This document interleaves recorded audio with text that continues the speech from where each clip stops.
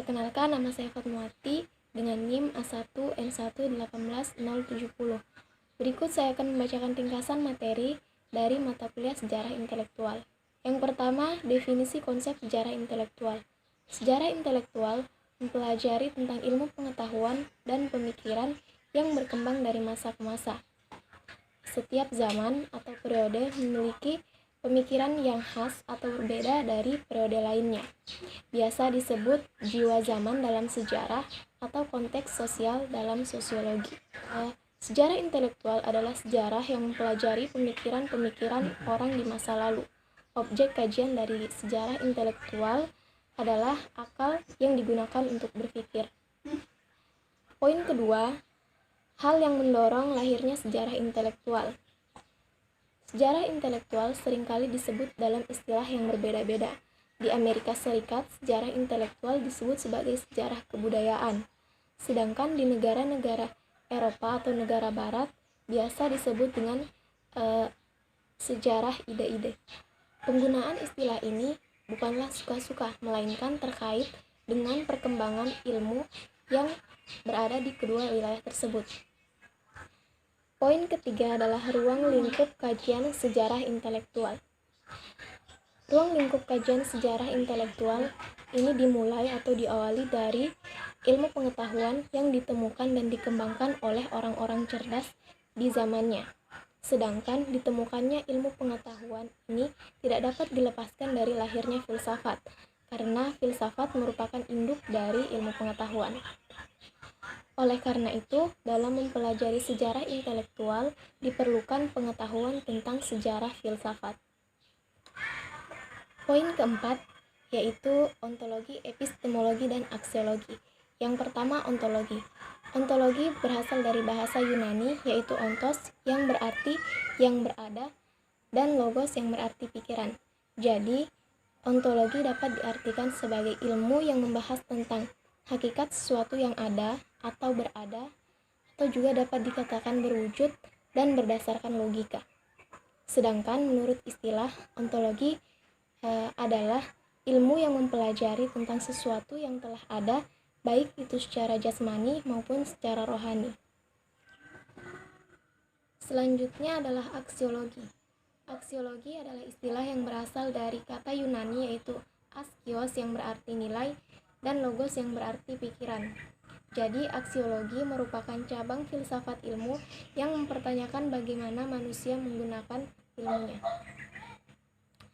Poin kelima yaitu wahyu ilahi, supranatural, common sense, dan scientific. Yang pertama yaitu wahyu ilahi. Wahyu ilahi adalah pengetahuan yang disampaikan oleh Tuhan atau Allah SWT kepada manusia melalui perantara nabi. Para nabi memperoleh pengetahuan dari Tuhan tanpa upaya dan bersusah payah tanpa memerlukan waktu untuk memperolehnya. Yang kedua yaitu supranatural.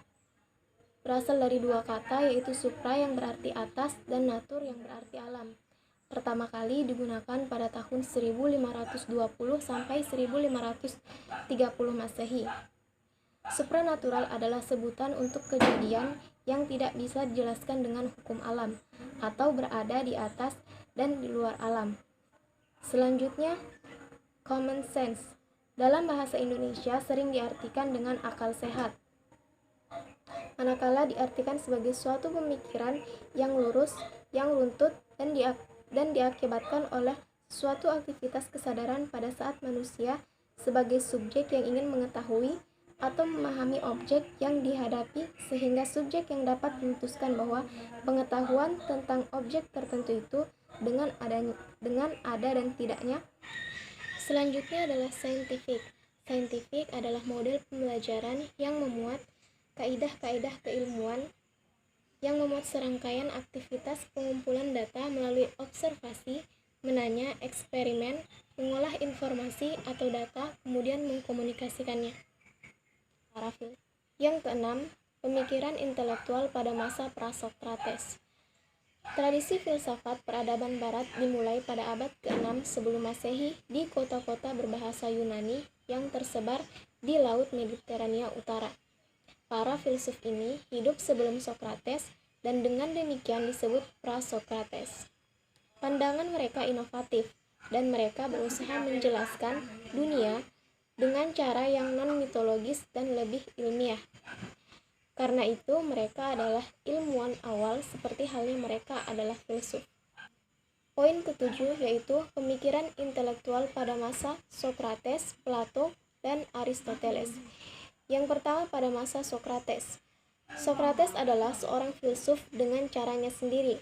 Ajaran filosofinya tidak pernah dituliskan, melainkan dilakukannya dengan perbuatan, dengan cara hidup. Sokrates tidak pernah menuliskan filosofinya. Jika ditilik benar-benar, ia malah tidak mengajarkan filosofi, melainkan hidup berfilosofi. Tujuan filosofi Sokrates ialah mencari kebenaran yang berlaku untuk selama-lamanya. Sokrates berpendapat bahwa dalam mencari kebenaran itu, ia tidak memikir sendiri, melainkan setiap kali berdua dengan orang lain. Selanjutnya Plato. Plato adalah seorang filsuf dan matematikawan Yunani dan pendiri dari Akademi Platonik di Athena, sekolah tingkat tinggi pertama di dunia barat. Plato ialah murid dari Sokrates. Ajaran Plato tentang etika kurang lebih mengatakan bahwa manusia dalam hidupnya mempunyai tujuan hidup yang baik, dan hidup yang baik ini dapat dicapai dalam polis. Selanjutnya Aristoteles. Aristoteles adalah murid dari Plato. Aristoteles menjelaskan bahwa materi tidak mungkin tanpa bentuk karena ia ada atau eksis. Selanjutnya ia menyatakan bahwa bentuk materi yang sempurna, murni atau bentuk akhir adalah apa yang dinyatakan sebagai theos, yaitu yang dalam pengertian Yunani sekarang dianggap berarti Tuhan. Poin ke-8, pemikiran intelektual pada masa Helenisme Romawi. Zaman sesudah Aristoteles memang zaman yang berbeda sekali dengan zaman Aristoteles. Zaman ini adalah zaman yang baru yang dimulai dengan pemerintah Alexander Agung, yaitu murid dari Aristoteles. Pemikiran filsafat Helenisme adalah filsafat Yunani untuk mencari kebenaran yang terjadi pada masa Yunani kuno, yaitu pada masa Alexander the Great atau Alexander Agung yang menggabungkan peradaban Yunani dengan peradaban Timur. Helenisme ini dibagi menjadi dua fase, yaitu fase Helenisme dan fase Helenisme Romawi. Fase Helenisme adalah fase yang ketika pemikiran filsafat hanya dimiliki oleh orang-orang Yunani. Adapun fase Helenisme Romawi ialah fase yang selalu datang sesudah fase Helenisme dan meliputi semua pemikiran filsafat yang ada pada masa kerajaan Romawi yang ikut serta membicarakan peninggalan pemikiran Yunani. Baik, itulah tadi ringkasan materi dari mata kuliah Sejarah Intelektual. Terima kasih. Wassalamualaikum warahmatullahi wabarakatuh.